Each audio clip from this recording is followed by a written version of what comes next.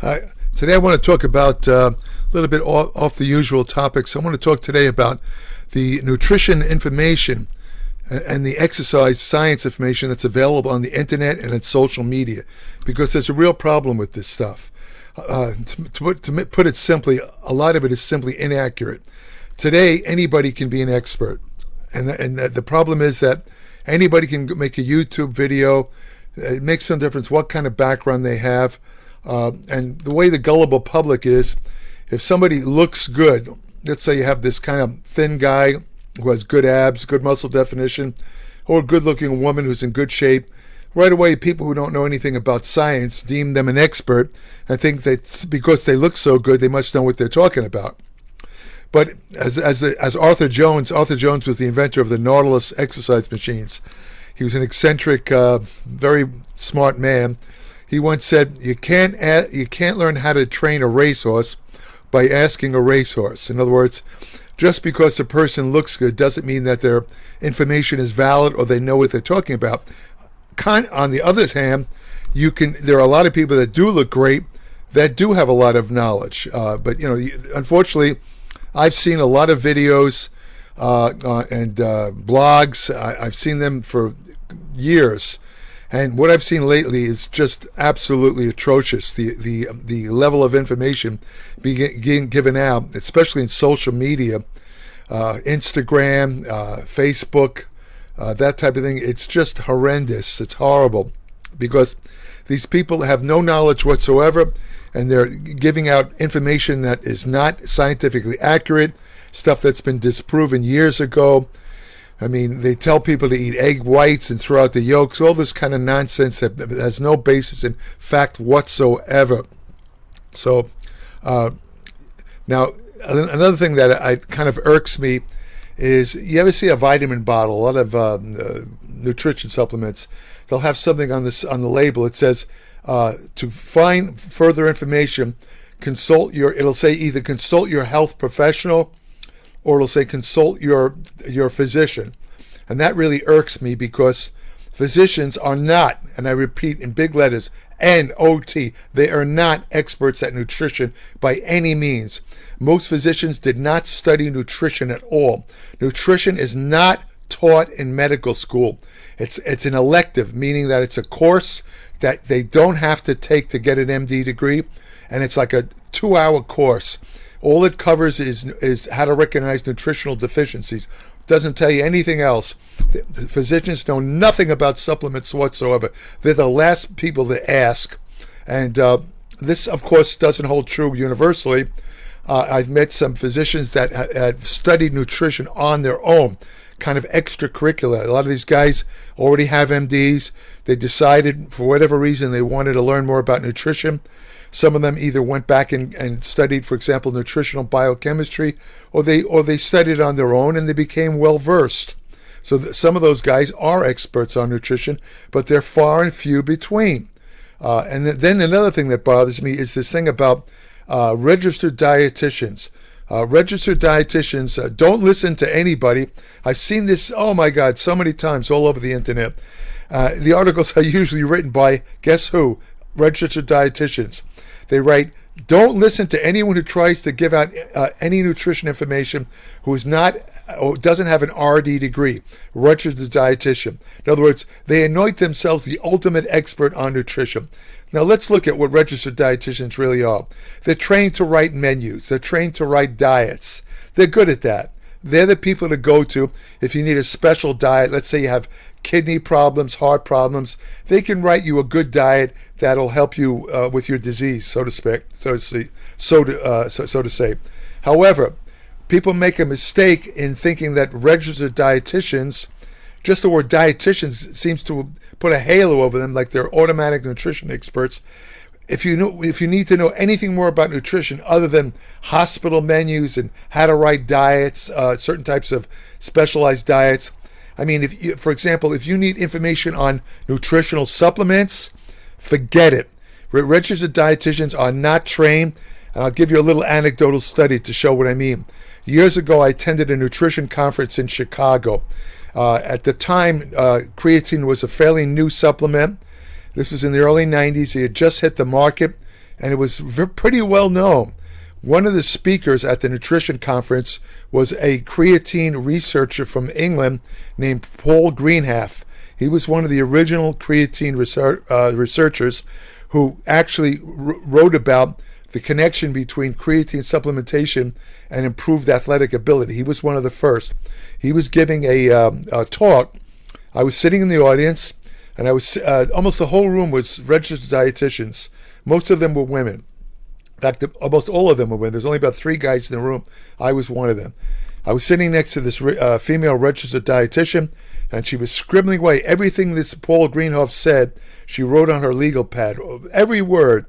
And there was a break, and I turned to her and I said to her, I noticed that you're taking voluminous notes on what Dr. Greenhalgh was talking about creatine.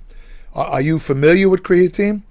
Well, I should preface what I'm about to say. She told me, before I even asked her that, she was the official dietitian for no less than 5 professional athletic teams, including the, what is it called, the Buffalo Bills, and that team that, I can't remember, a basketball team. I'm not really into this stuff, so I don't remember the team, but she was the official dietitian for baseball, football, basketball teams, professional.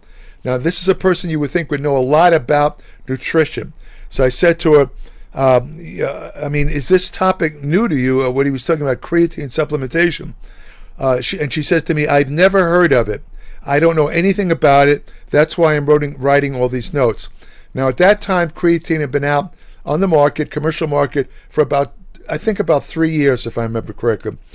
And this so-called expert on nutrition knew nothing whatsoever about creatine, and she was coaching, from a nutrition standpoint, several professional teams. So I use this anecdote to point out how the myth that registered dietitians are the know-all people, and I'm not trying to get in any fights with registered dietitians. They are good at what they do. In other words, for, again, writing out menus, writing specialized diets for certain medical conditions. They're the best. They're very good at that. But most of them know diddly squat about sports supplements. There are exceptions to this rule too. I've met a couple of registered dietitians who went out of their way. Now, they're not taught this in school. They had to study it on their own, and they learned about various nutritional supplements, and they did become well-versed. Again, very far and few between. Most of them don't know a damn thing about nutritional supplements. So, that's something to take into account.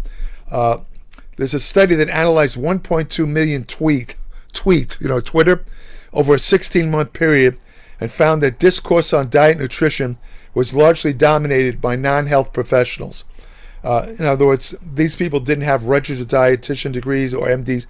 That doesn't mean a damn thing, because, as I said, most registered dietitians and MDs don't know anything about nutrition.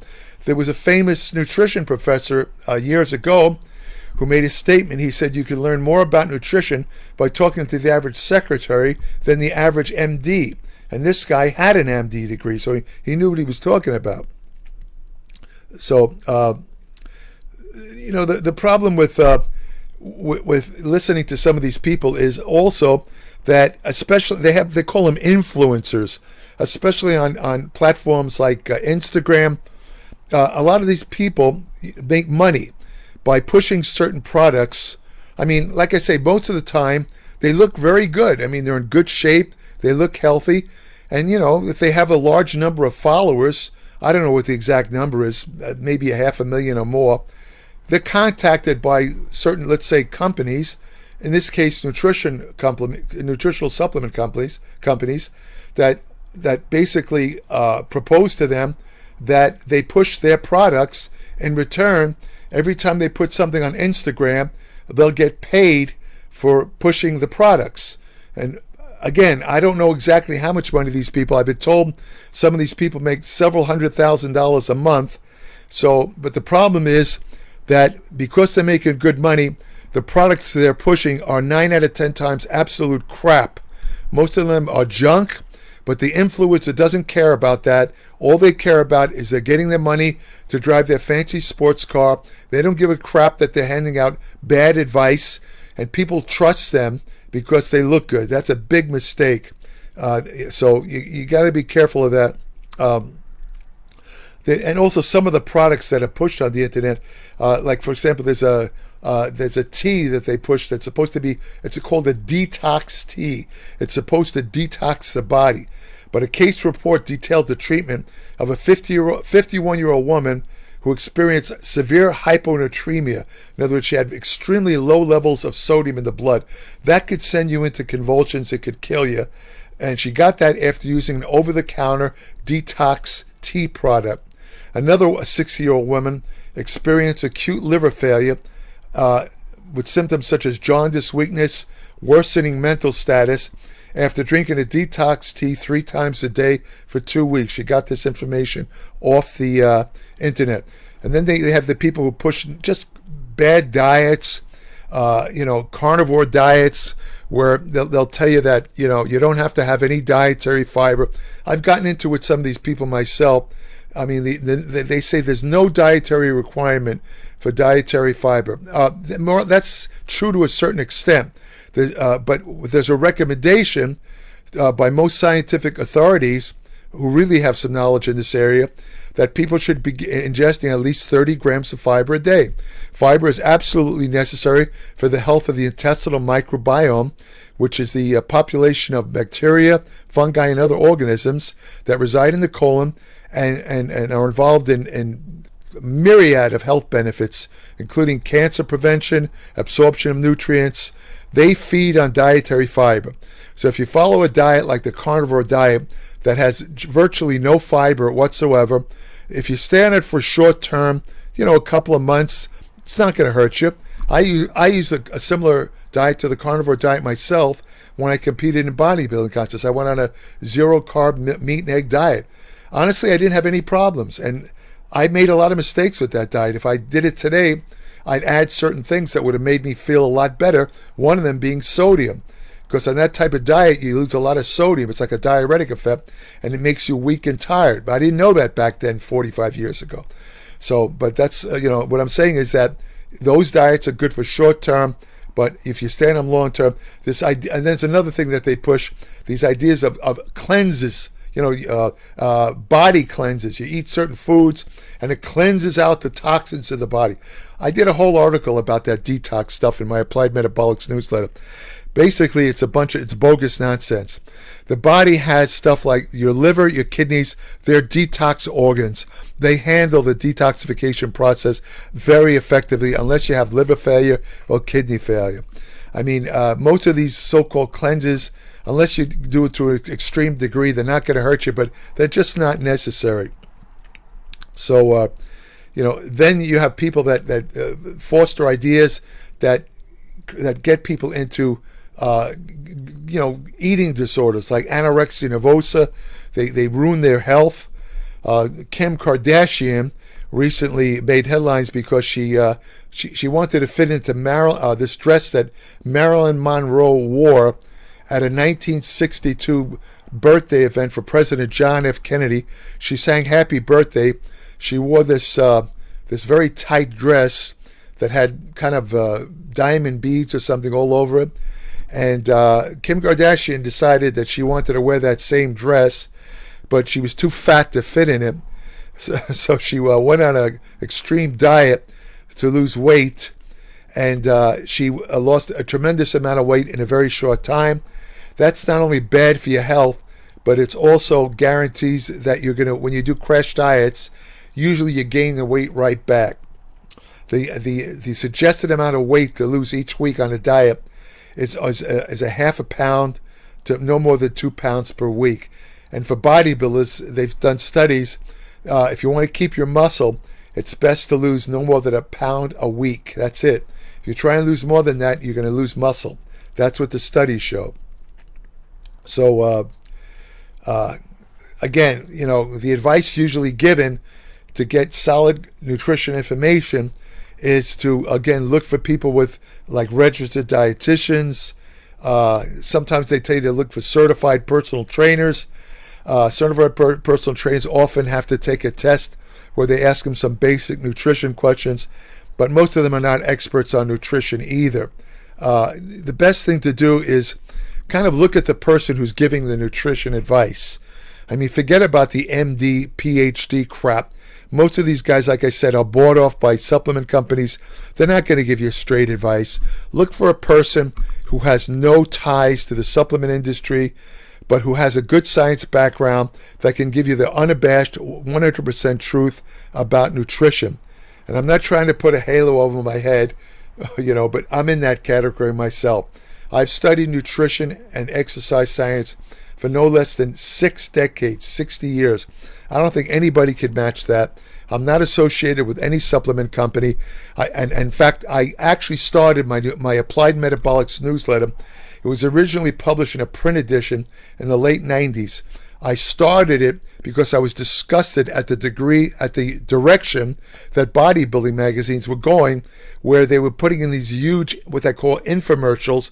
They looked like articles, but they were nothing more than ads to sell supplements. People were getting very confused, and the nutrition information given in the bodybuilding magazines was crap. It was garbage. So I said to myself, I'm going to give people an alternative, a truthful alternative that they can turn to if they want to know the truth about nutrition. And I started Applied Metabolics.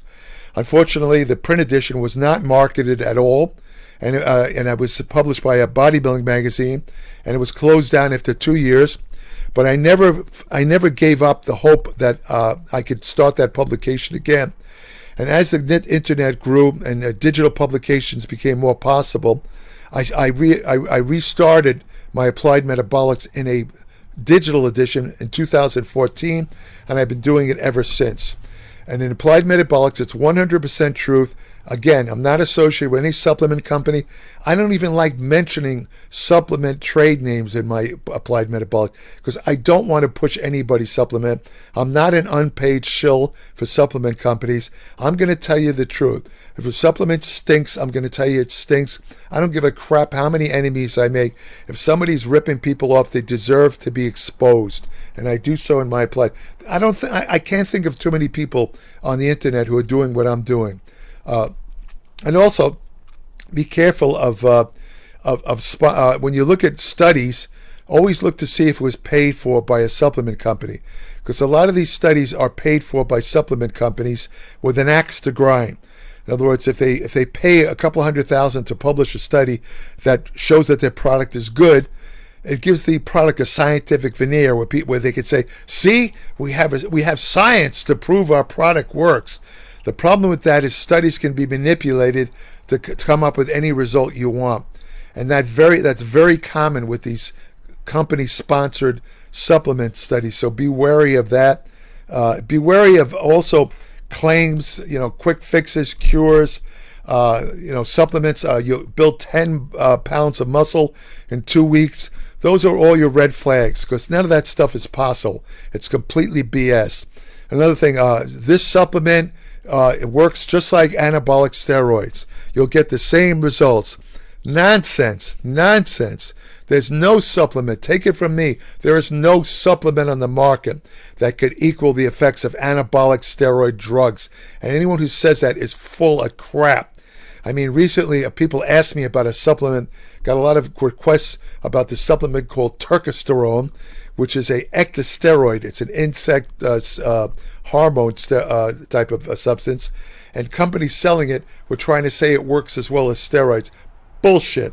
There was even a guy I saw on the internet who made a video. This guy supposedly is associated with Stanford University. People, you probably know who I'm talking about. I don't even remember his name actually, but this guy makes so many mistakes in his videos. This expert, I won't even look at his videos. I don't want to waste time. This guy knows crap, yet people think he's an expert. And this guy does have supposedly advanced degrees. So be wary of that. And I think that's about it. I know this video was kind of a rant, but I think it was important for people to know this, because people are misled by all this garbage, these lying influencers on Instagram, and the many false claims made about these supplements. I mean, if you really want to know the truth, and honestly, I have to say it. I mean, my Applied Metabolics will give you the 100% truth. You're not going to get it anywhere else. So subscribe today at www.appliedmetabolics.com and learn the truth. I also cover nutrition, exercise science, ergogenic aids, hormonal therapy, anti-aging research you can use today. What else? Women's health and fitness. Like I said, supplement science, which ones work, which ones don't. Effective fat loss techniques. All of it's covered in Applied Metabolics. It covers more topics than any digital publication that I know of. 40 to 50 pages every month. You will learn something. I absolutely promise you, you will learn something. How do I know? Because in doing the research for these articles, I learned something. And I've been studying nutrition for 60 years. So believe me, you will learn something from Applied Metabolics, and all of it's practical. You could use it today. It's not this pie in the sky stuff that, oh, that's really interesting, but what the hell, where's the practical use? I don't write on topics like that. Even though they're super interesting, if you can't use it, what's the point of writing about it? And I write in a non-technical style. I wrote for magazines for 35 years. I know how to write for the public. Any technical terms that I have to write, I fully explain the meaning, so you don't have to reach for a medical dictionary. So subscribe today, www.appliedmetabolics.com. When you subscribe, I'll send you an invitation to join my private Applied Metabolics Facebook page, only for subscribers. Each day I post new information on nutrition, exercise science, and general health. I also have an email portal on my Applied Metabolics website with current subscribers only. I don't accept questions from unsolicited questions from people that are not subscribers. I'll answer short questions to subscribers if they submit it to me through the Applied Metabolics email that's listed on the site. I don't, again, if somebody sends me questions, same with these videos. I mean, these videos are free. I don't charge for them, but, that's as far as it goes. I mean, I'm not going to, answer a bunch of questions. I'm already giving you, this is pro bono, like they say. I'm already giving you free information. Don't push it by starting to ask me a bunch of questions if you're not even a subscriber, because in most cases, I'm just going to ignore you, because my subscribers come first. I'll always answer their questions because I appreciate their support of my work. However, if you if you have ideas for future videos, subjects that you'd like to see me cover, I will do that. I just got in my latest video, for example, somebody asked me to do a video on a particular disease.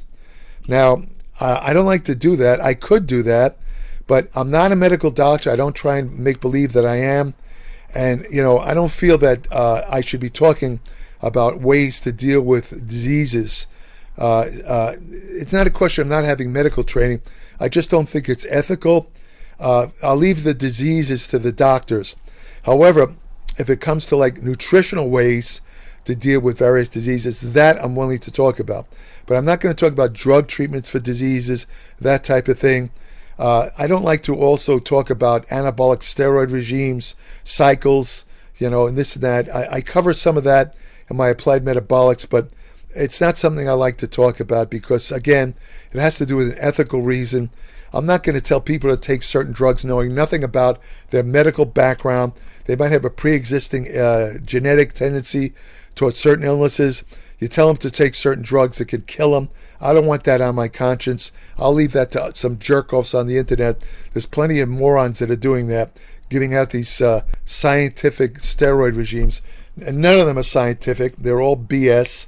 I mean, they're made up on the spot. But I don't want to go too far in that direction. So subscribe today, www.appliedmetabolics.com. If you want to have the best friend you'll ever have, go to your local shelter, adopt a dog. Thank you for listening.